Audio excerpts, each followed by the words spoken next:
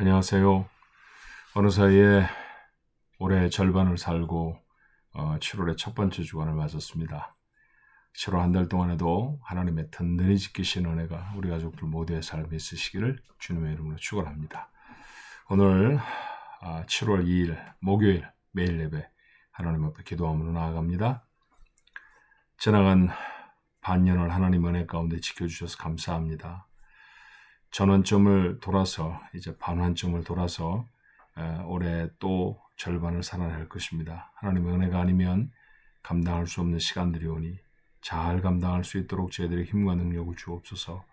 기도의 능력을 잃지 않도록 하나님 함께 해주시고 말씀을 어떻든 우리의 삶에 이루어내는 하나님의 말씀을 우리의 삶으로 담아내는 귀한 은혜가 우리 가족들 모두에게 있도록 주님 축복해 주옵소서. 오늘의 귀한 하루도 하나님의 은혜 가운데 살아가기를 간절히 원하옵고 예수님의 이름으로 기도하옵나이다. 아멘.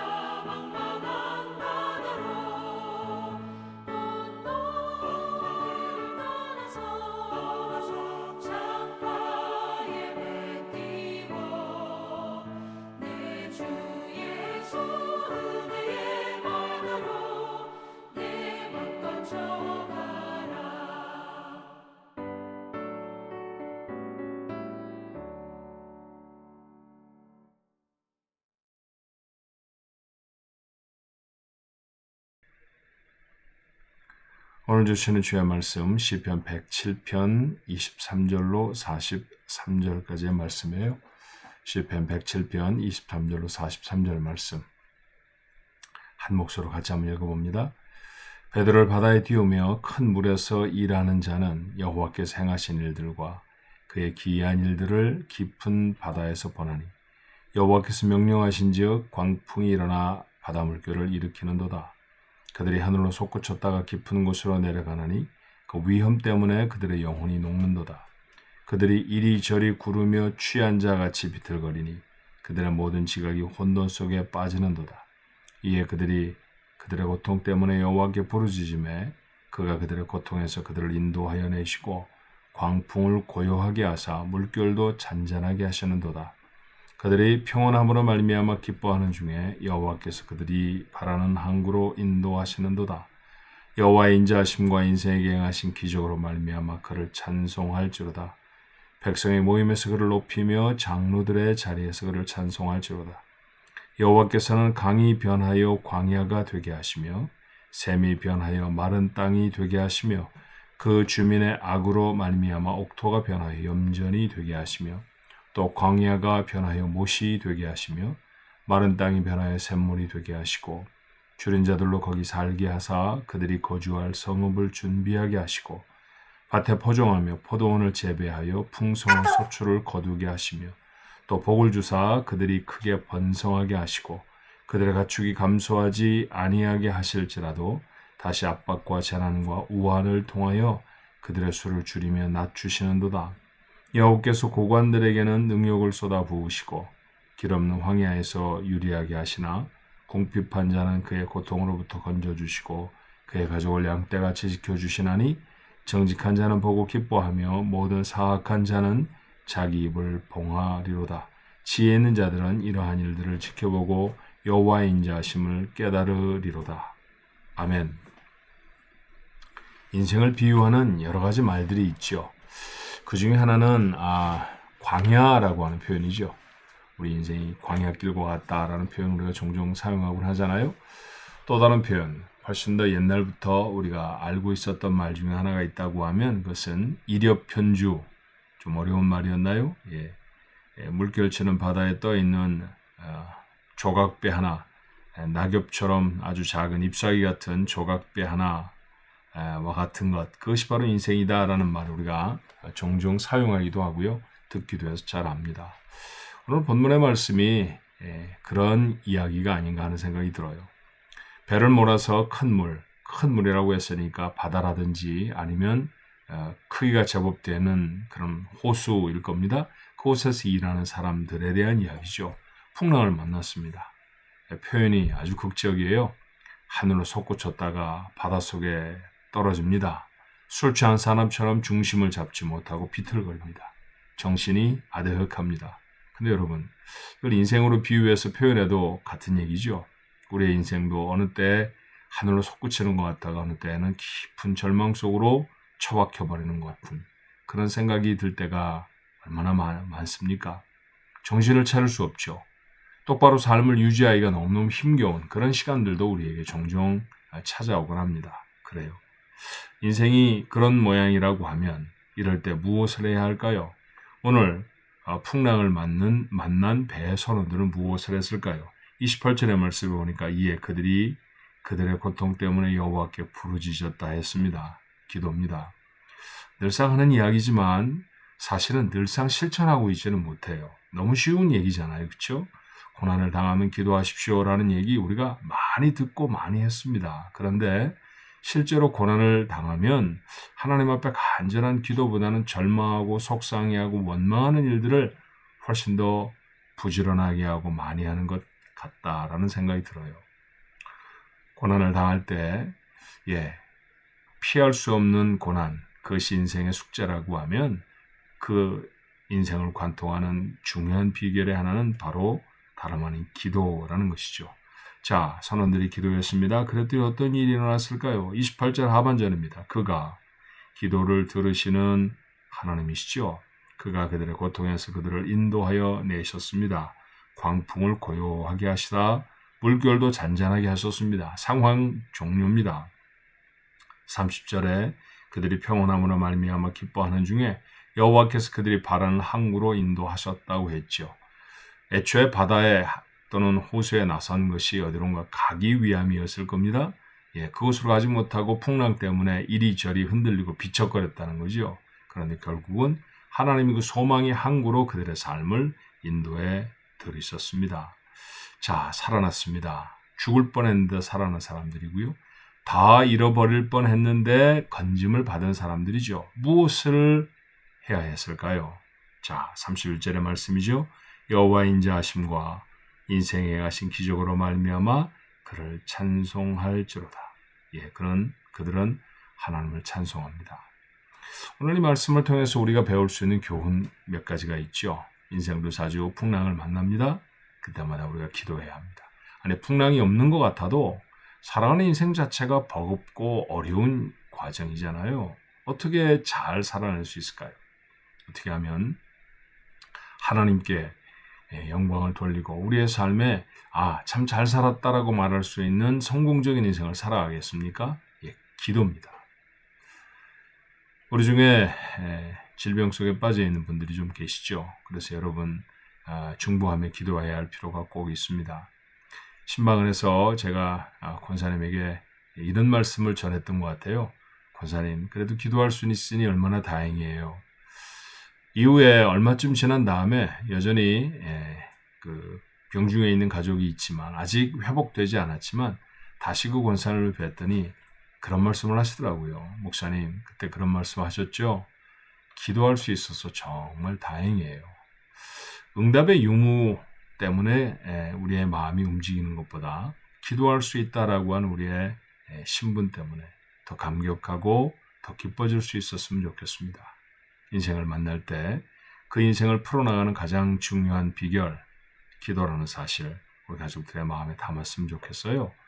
또 한 가지, 어려움을 당할 때 스스로들을 돌아볼 수 있어야 합니다. 자, 39절의 말씀을 보면 하나님이 압박과 재난과 우환을 통해 그들의 수를 줄이시며 낮추셨다고 했죠.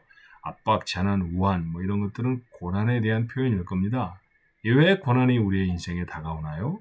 고난에 분명한 목적이 있다는 얘기죠. 예, 그것은 바로 낮추심입니다. 어려움을 당했을 때 스스로 한번 돌아볼 수 있으면 좋겠어요. 혹 높아지진 않았던가? 혹 하나님과의 거리가 멀어진 것은 아니었던가? 스스로 돌아볼 수 있는 기회가 된다고 하면 이 고난은 우리에게 유익이 된다라고 하는 사실을 절대로 놓치지 않으셨으면 좋겠습니다. 마지막으로 하나님 앞에 기도한 다음이 더 중요하다고 저는 생각해요. 기도하면 반드시 하나님은 들으십니다. 그 들으시는 내용이 우리의 바람과 좀 다르다고 해서 하나님이 기도를 듣지 않으신 것은 아니에요. 저는 참 많이 기도하고 또 많은 사람들을 위해서 기도해 주었었습니다. 제가 목사니까 그렇죠. 그런데 오늘 그 시간들을 돌아보면 이렇게 여러분에게 자신 있게 말씀드릴 수 있어요. 하나님은 반드시 기도를 들으시는 분입니다. 기도 응답하시는 분이죠. 그렇다고 하면 우리의 삶에 꼭 우리가 원하는 방법은 아니라 할지라도 하나님의 기도 응답의 능력들이 나타났다고 하면, 문제가 해결되고 또는 평안을 찾게 되었다고 하면 그때 뭘 해야 할까요? 부지런히 서둘러서 자신의 삶으로 돌아가 버리는 사람들이 대부분입니다. 옛 삶을 다시 살아가게 되는 거죠. 그러지 않아야 합니다. 하나님 우리에게 놀라운 일들이 이루어 주셨으면 잠깐이 아니라 우리의 남은 평생을 통해서 하나님을 찬송하는 것이죠. 예컨대 병중에 누군가가 하나님 앞에 기도하고 나았다고 하면 병에 나와서 퇴원했던 한 주간 혹은 1년 정도 하나님이 도우셨어요 말하고 그 다음에 희미해지는 것이 아니라 우리의 인생이 다하는 때까지 내 삶에 베풀어 주신 하나님의 응답을 찬송하며 간증할 수 있는 사람이 되어야 한다는 것이죠. 지금 고난 속에 빠져 있을 수 있습니다. 그러나 돌아보면 우리의 평안했던 삶들은 하나님의 도우심 때문 아니었나요?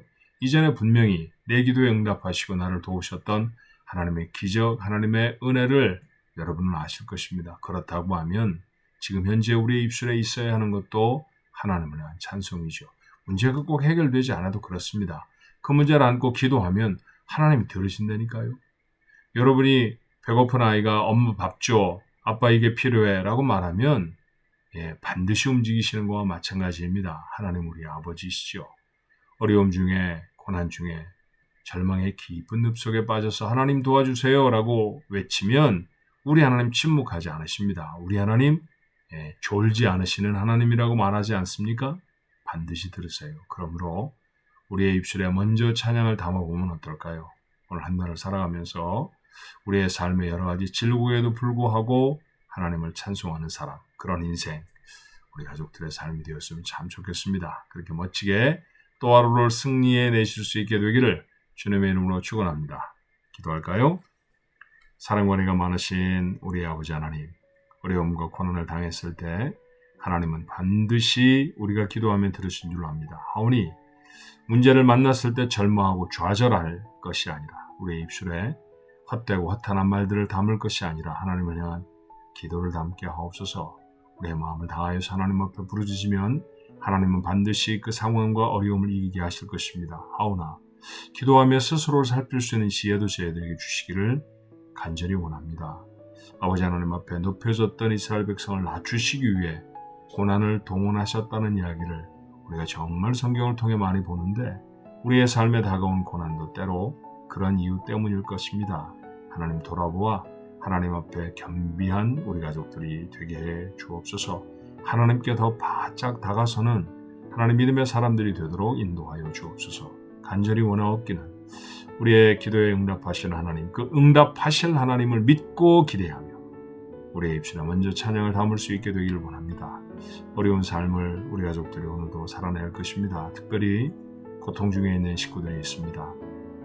병중의 환우들, 그들을 돌보는 가족들, 참만이 지치고 힘들 것인데 하나님 그 중에서도 하나님의 앞에 감사하며 우리 하나님을 찬송할 수 있게 하옵시고 그 찬송처럼 저들이 병석을 털고 일어나고 문제를 해결하고 하나님께 영광을 돌릴 수 있도록 축복해 주옵소서.